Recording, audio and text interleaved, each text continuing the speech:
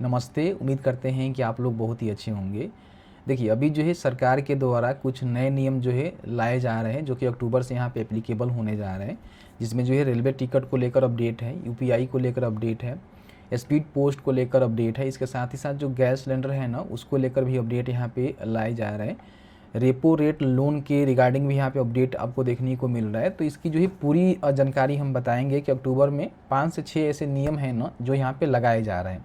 अब इससे क्या होगा कि बहुत सारे लोग ऐसे हैं ना, जिनका रोज़मर्रा की जो ज़िंदगी है ना, प्रभावित हो सकती है। ठीक है, कुछ अपडेट आपके लिए काम का है, कुछ अपडेट आपके काम के नहीं है, नहीं जानते हैं उसके बारे में, नहीं समझते हैं, तो आपको कहीं ना कहीं नुकसान भी हो सकता है। और कुछ ऐसे अपडेट है जिससे आपको फ़ायदा भी हो सकता है। तो इस वीडियो को जो है शुरू से अंत तक लेकर जरूर देखिएगा, क्योंकि 6 से 5 ऐसे अपडेट हैं जो आपके लिए कहीं ना कहीं बहुत ज़्यादा महत्वपूर्ण है। और ये जो अक्टूबर से ही लागू हो रहे हैं, तो कहीं ना कहीं आपको पता होनी चाहिए कि आखिर क्या कुछ है और किस तरह से हमें जो है प्रभावित कर सकते हैं। वीडियो में आगे बढ़ने से पहले आप सभी से रिक्वेस्ट रहेगा, अभी तक आपने इस वीडियो को लाइक नहीं किया है तो प्लीज़ सबसे पहले वीडियो को लाइक करिए। बहुत सारे लोग ऐसे हैं जो कि वीडियो को देखते हैं, लाइक नहीं करते हैं, सपोर्ट नहीं करते हैं। तो आप सभी से रिक्वेस्ट है कि वीडियो को लाइक करिए, सपोर्ट करिए, शेयर करिए। सबसे पहले डिस्प्ले पर देख रहे हैं कि मेरे पास एक पेपर का कटिंग है, जो कि प्रिंट मीडिया के द्वारा जो इसको जारी किया गया है। अब इसमें देखेंगे 5 से 6 ऐसे बदलाव हैं ना, जो कि यहाँ पे अक्टूबर में किए जा रहे हैं। ठीक है, इसमें जो सबसे बड़ी बदलाव होने वाली है, रेलवे टिकट को लेकर होने वाली है। जैसे कि आप सभी जानते ही हैं कि अभी जो भी आप ट्रेन का टिकट बुक करते हैं तत्काल, तो उसमें क्या है ना कि आपका जो है आधार वेरिफिकेशन होना जरूरी है। अगर आपका आधार वेरिफिकेशन नहीं रहेगा तो तत्काल टिकट आप बुक ही नहीं कर पाएंगे। अब यहाँ पे जो अपडेट आया हुआ है, इसमें कहा गया है कि जो जनरल रिजर्वेशन टिकट है, उसकी शुरुआती 15 मिनट में केवल वही यात्री टिकट बुक कर पाएंगे जिनका ऑनलाइन आधार वेरिफिकेशन उनके आईडी में हो रखा होगा। कहने का मतलब कि पहले जो ये तत्काल में नियम था कि जो भी तत्काल यहाँ पे बुक करने जा रहे हैं टिकट, तो ध्यान रखेंगे कि उनका जो आधार वेरिफिकेशन है ना, वो कंप्लीट होनी चाहिए।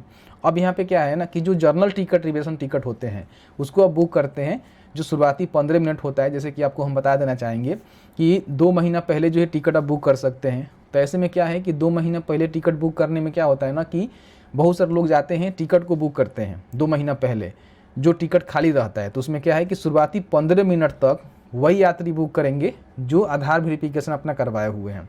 मतलब कि आपका जो आईडी होता है ना आईआरसीटी का, उसमें अगर आपने आधार वेरीफाई कर लिया हुआ है तो आप यहाँ पे शुरुआती 15 मिनट में टिकट को बुक करेंगे।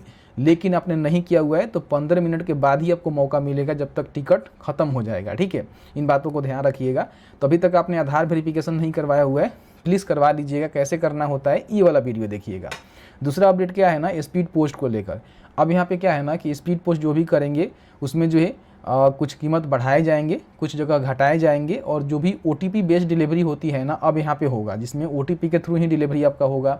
रियल टाइम जो है ट्रैकिंग भी आप कर सकेंगे, ऑनलाइन बुकिंग कर सकते हैं, एसएमएस नोटिफिकेशन आपको मिलेगा। मतलब इस प्रकार के जो फीचर्स है ना, India post payment bank post office जोड़ रहा है। ठीक है, साथ ही साथ यहाँ बताया गया है कि छात्रों के लिए 10% और थोक जो ग्राहक होते हैं उनके लिए 5% छूट भी मिलेगी।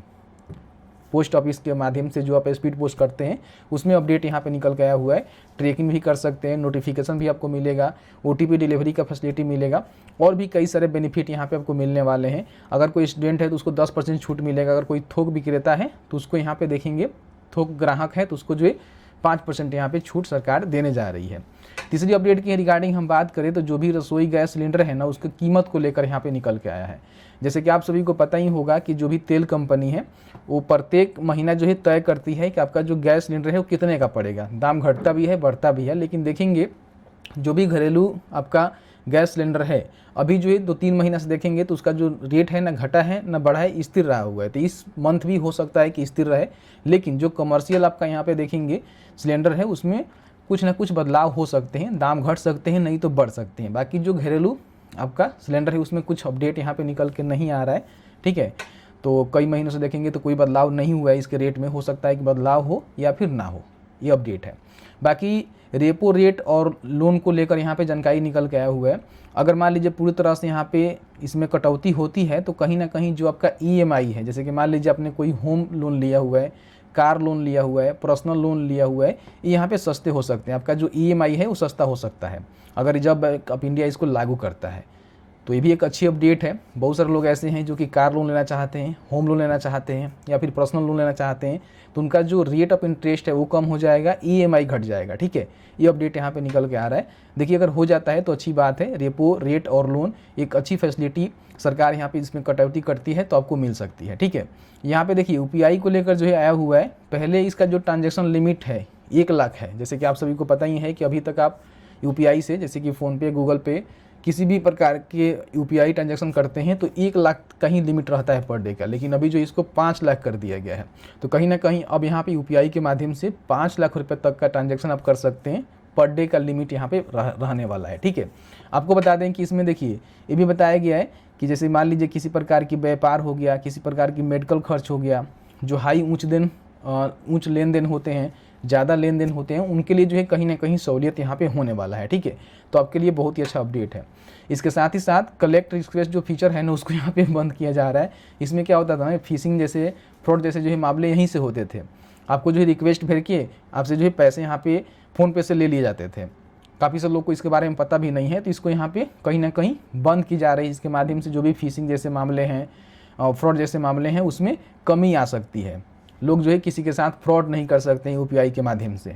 रिक्वेस्ट वाला जो फीचर्स है ना उसको यहाँ पे बंद किया जा रहा है, जो कि बंद भी होना चाहिए। किसी से रिक्वेस्ट करके जो है पैसे हम नहीं मंगा सकते, वो पैसा वो भेजेगा तभी आएगा, रिक्वेस्ट करके हम उसको नहीं मंगा सकते हैं। ठीक है, इन बातों को ध्यान रखेंगे। इसके साथ ही साथ जो ऑनलाइन गेमिंग है उसमें बोला गया है कि अब लाइसेंस ज़रूरी होगा। अब सभी ऑनलाइन गेमिंग कंपनियों को इलेक्ट्रॉनिक्स और सूचना प्रौद्योगिकी मंत्रालय से एक लाइसेंस लेना होगा। रियल मनी गेम्स में भाग लेने के लिए न्यूनतम उम्र 18 साल होगी।